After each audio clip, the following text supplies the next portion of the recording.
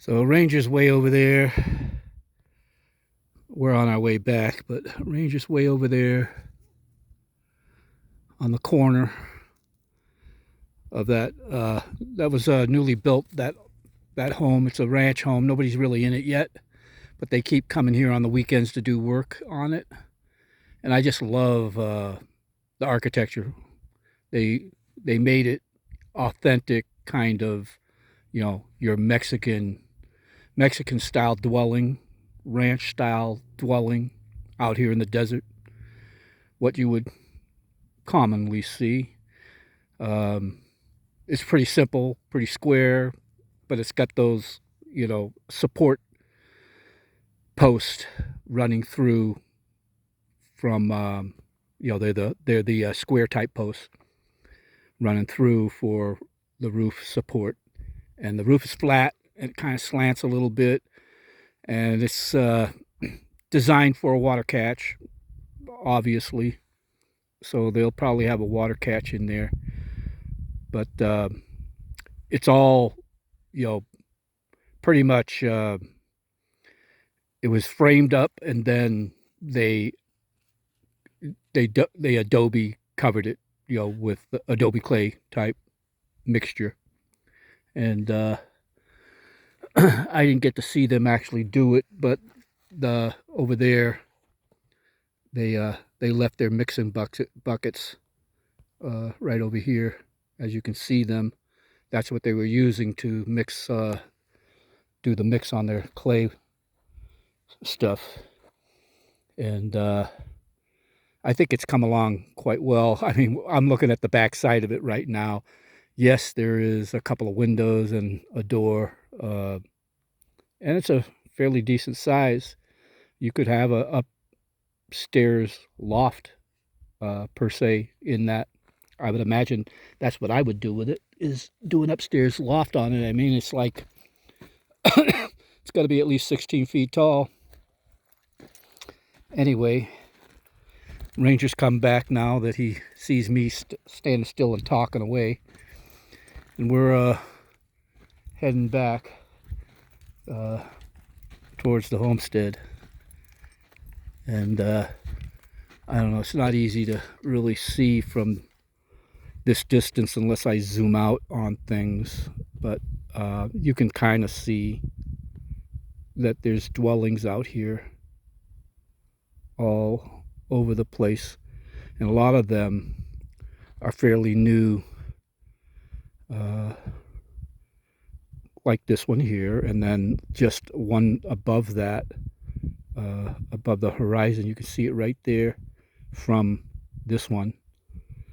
That's a new person there, and there's some more new people right about in here, left of this old abandoned mobile home. Anyway, yeah, there's some new people out there as well, and then there's some new people. There are some new people out, not right there, but to the left of it, somewhere right about here. There's some new people in that group. So the place is growing. Whenever some land pops up, there are people that are grabbing it, and doing what I'm doing. Some point I'll drive around and I'll show you some of these new people that have come here and are doing a fine job getting themselves built out. I'm about to do a little bit more work. I've been contemplating on my traveling or getting some more work done. And, if I get things played out right, I may travel come fall. But I think I really want to build out my next section of my home, which will be attached to this one, I think. It's going to be attached to my bunkhouse, which will remain to be my bunkhouse. And you know what the problem that I have with it is it's small and it's congested because of the living quarters. I have to, you know, in the wintertime, I have to cook inside. It's too damn freezing cold outside, so I have my burner in there. It's a two top stove burner, and I only use one anyway. But needless to say, there's other things that I have to have in that room too, and including my entertainment.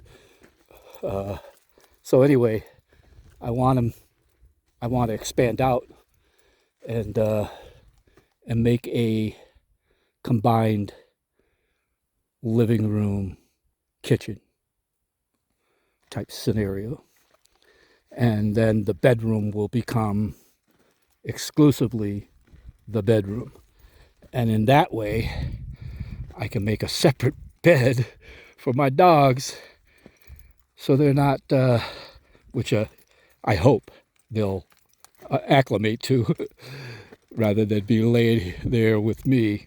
I'm hoping they'll lay in their own bed combined together. The two of them can sleep in one bed, and I can sleep in another. So that's my plan. That's what I was thinking of doing, because you know, it wasn't a bad winter, but it's just kind of tough to live that way, you know, in tight quarters. And I think, you know, it's no different than what I'm used to in regards to living in the van, which was tight quarters, or living in a tank, which is tight quarters, or an all-purpose carrier, you know, an ITV type vehicle, which was a vehicle that ran around with a Dragon missile on it. Anyway, yeah,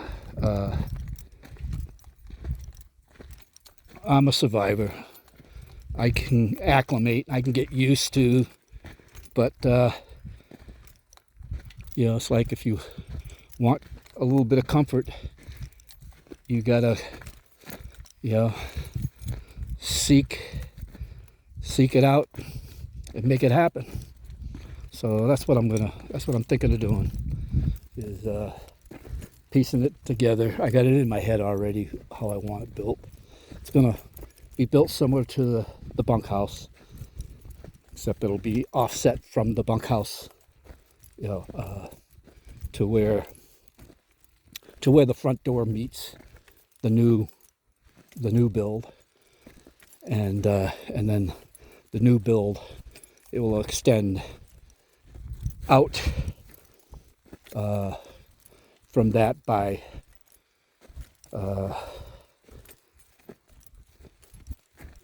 I don't think I need it more than 12 feet. Extended out 12 feet widthwise, and maybe 16 feet long. That'll give me plenty of room. That'll give me, you know, an 8 by 12 kitchen, you know, combined kitchen and you know, living space. That's the plan anyway. And so Ranger's over there walking slowly, and Tonto's always by my side, and they're both ready to get home, and we're probably about I'd say 3/4 of a mile home. That's how much of a walk we got to do right now. And so we're gonna head back home. I know they both want to go home because that's where the water's at, and it's pretty warm today, so I'm pretty confident they're thirsty. I didn't bring any water with me because I knew how far we were going to go out, and I know how they are anyway. They'll turn around and go home if they've had enough.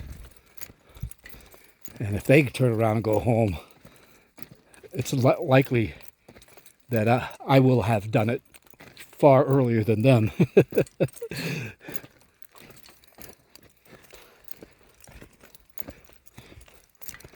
Anyway, we'll walk it out, and this is the other mountain. That's on the west side mountain, and that pickup truck almost looks familiar coming down the road.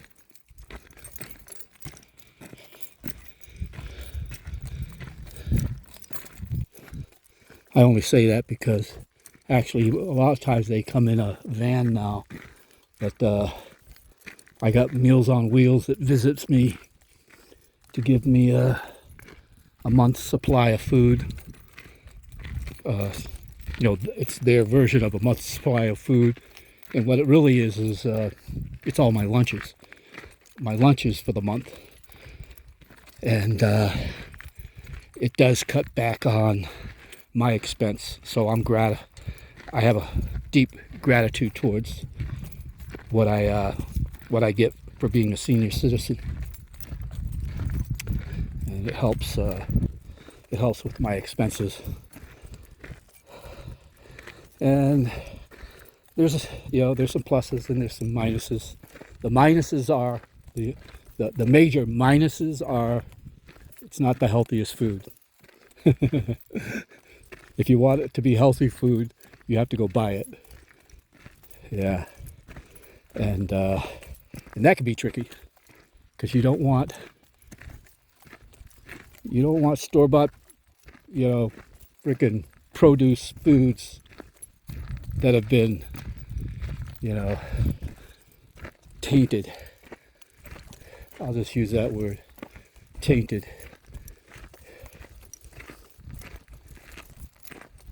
Anyway, Ranger's way ahead. He wants to go home more than Tonto does, or rather Tonto just won't leave my side. He's a good healer.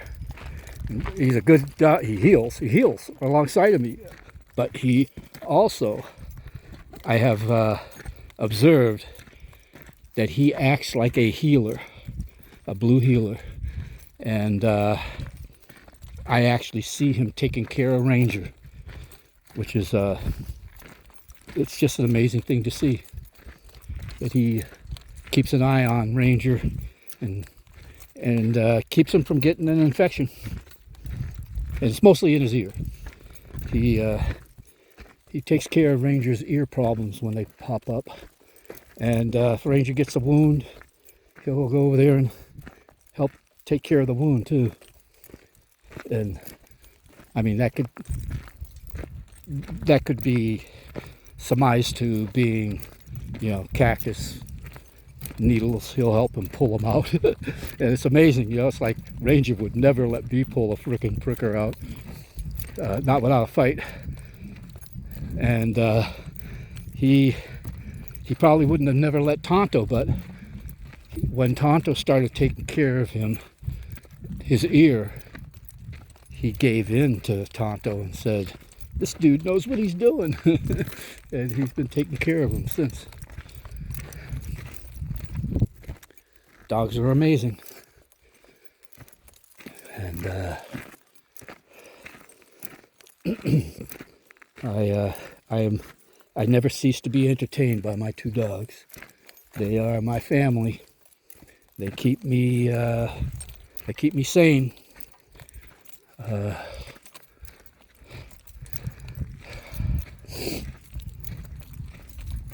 They help heal me from a lot of my PTSD. We all got that. A lot of us that are out here got that.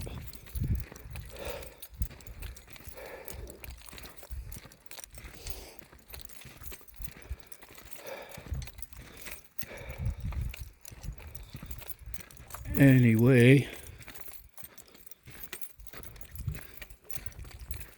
over there, I'll stop for a second. Over there, that mound is said to be a young volcano. I don't know how true it is, but it sure does look different compared to the rest of the mountains, and it's very dark. I haven't heard anything out of it active-wise, but people lay claim that, you know, it's a volcano, and it's a young growing volcano. We'll see. If it grows big enough, I'll have to leave, but I doubt it will happen before my time.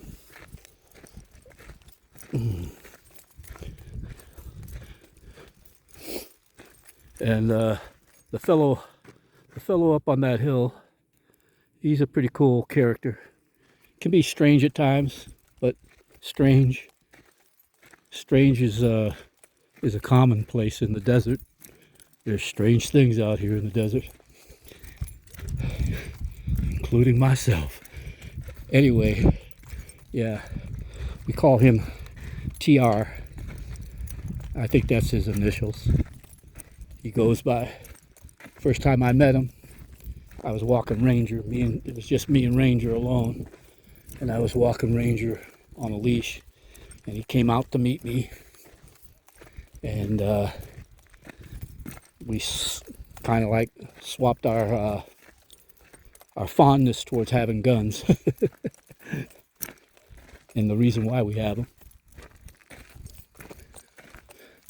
But he's up on the hill. He's looking out for me, and I'm looking out for him, as well as my other friend Toby, and my friend over here, my neighbor, close friend neighbor. Yeah, his name is Phil, and he has helped me in part of my build when I was doing the shed. He helped me put up the walls, and he helped me, basically, he helped me put up the framing of the walls. He helped me with the exterior panels, and he helped me, get the windows and the doors in place. And then I got the roof rafters up, and then he helped me with getting the paneling up on top of the roof rafters. And that would happen. That was a 2-time thing. We did that twice because I lost the first one from the winds, which was my fault. And because I forgot to nail down, the frame, the rafters to their hurricane brackets. I nailed the hurricane brackets in place, and then I put the rafters in place, and then I built the whole damn roof on top of it, but none of the rafters were nailed to the hurricane frame brackets. And so one humongous wind came through here that was like a tornado, and it lifted the roof straight up, I would say probably about 3 feet above the shed, and then it flung it about 3/4 of the way to my gate. It landed just in front of the gate, and it landed upside down. It flipped over and landed upside down, and yeah, a lot of it got destroyed. I only saved 2 panels, and I think I saved maybe 4 of the rafters out of the 8 that were up there. So that wasn't too bad. You know, it was a salvage job. I had to go get extra lumber, but nothing else was damaged. It was just that roof piece. So once I got the rafters that I needed, I put them up there and nailed them immediately before I went any further. And it was just one of those things, you know, it's like, forgot to nail them in. And, you know, a day goes by and it's like past tense, forgotten, until the wind came. And I tried to grab a rope to, you know, I tried to look for a rope to grab to maybe wrap around the rafters to hold on to it. It would have flung me out the frickin' top if I would have hung onto that rope. There was no way. And it would have been a sight to see. It turned my roof into a kite.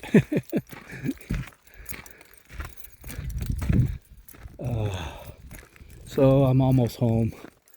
I'm gonna call it a day with this walk. We had a good walk, me and the boys.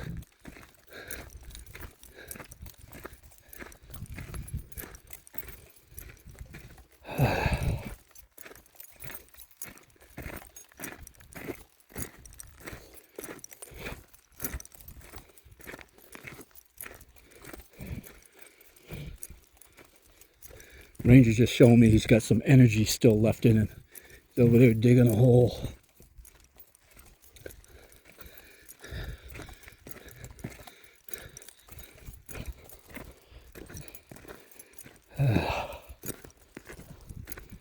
So, anyway, we're home, and I'm just gonna close it up here. And there's my homestead, looking good. Y'all have a good day. I know I will.